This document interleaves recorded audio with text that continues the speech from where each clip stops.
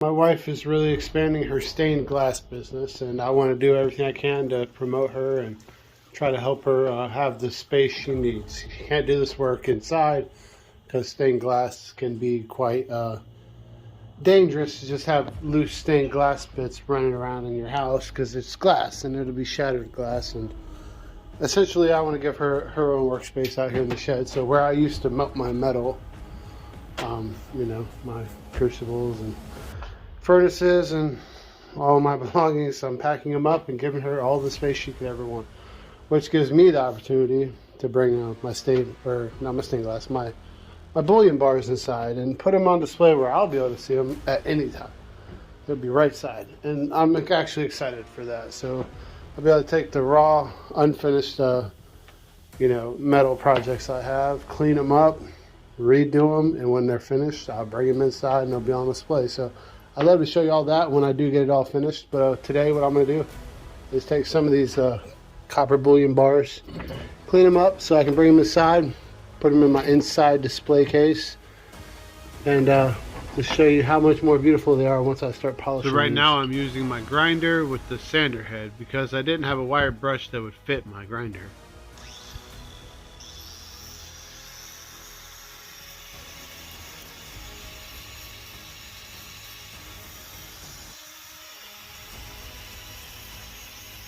In a previous video of me creating copper bullion bars, something I'm very proud of, a person had the audacity to comment, "Poor man's gold." And I can totally see where he's coming from with that comment. And certainly copper doesn't hold near the value that gold does. In fact, it's an industrial metal, not a precious metal like gold or silver. To someone who does have the resources to stack precious metals such as gold, silver, platinum, or palladium, this may not be a very valuable metal. Gold holds a spot price just under $2,000 an ounce right now, and silver is just under $30 an ounce. And while copper certainly is worth less, at around $4 a pound, it's certainly not worth less.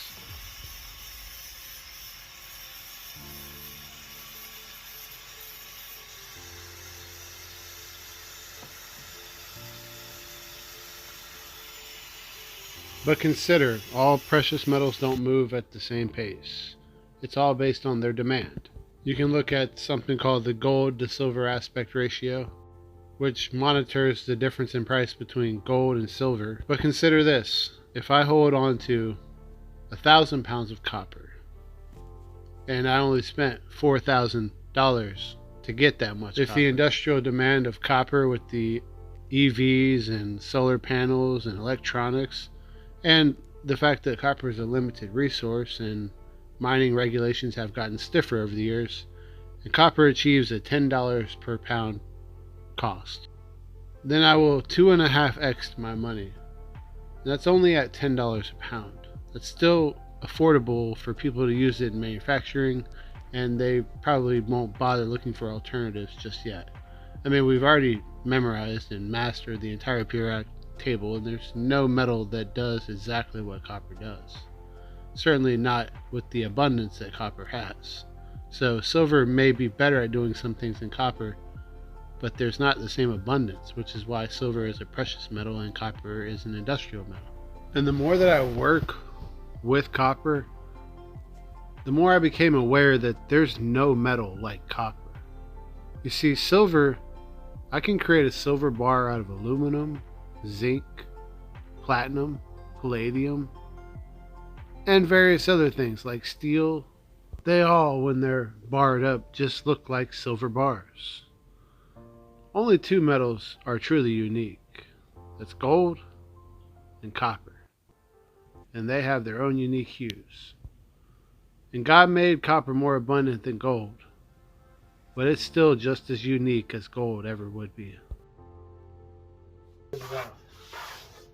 And then you multiply that by 100 because I'm sure very little of this actually stayed on the table.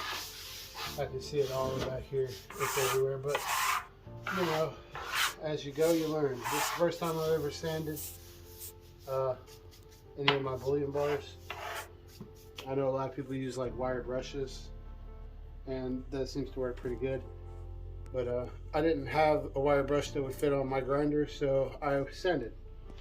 But I want to collect that copper, and probably in the future we'll combine it with some other copper and yeah, melt it down into more bullion. I got other tiny remnants of copper I can throw with it.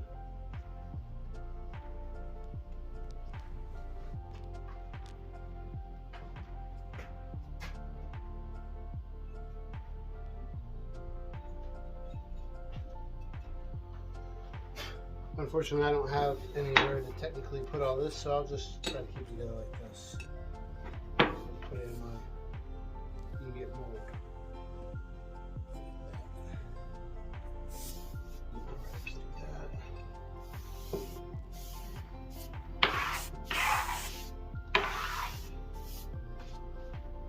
And that's just the grindings that were on the table. My display case for my metal. A couple ant hills. And this side I'm going to keep my bullion bars down here in my secret spot. So these are ones I got. Cleaned all this out. It was full of stuff. And I think this would be just a nice little spot where I can organize the bullion bars. You know, kind of keep things in order. So that's what I'm gonna do.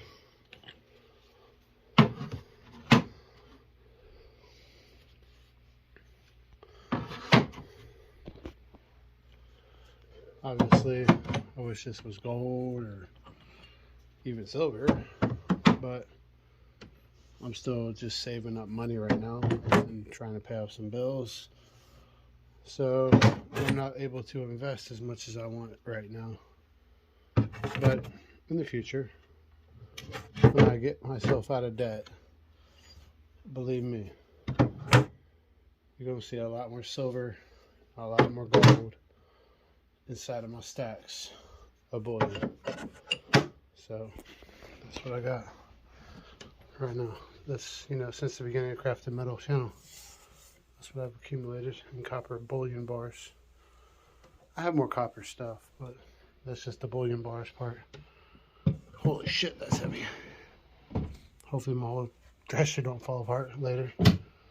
But yeah, I mean, I got the ant hills and I got more stuff out there that I haven't polished, but as I get this stuff cleaned up, I'll bring it in.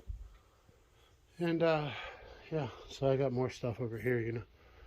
Just collecting whatever, you know, things I think are gonna have some value in the future. Just trying to hold on to as much as I can. 350 bucks worth of half dollars, stuff like that. I do have some gold if you're curious. It's a big ring right there. So I mean, I keep everything. Well, thank y'all for watching this video. I hope y'all enjoy it. And if you enjoyed it, please hit the like and subscribe button. We'll see you next time. Peace.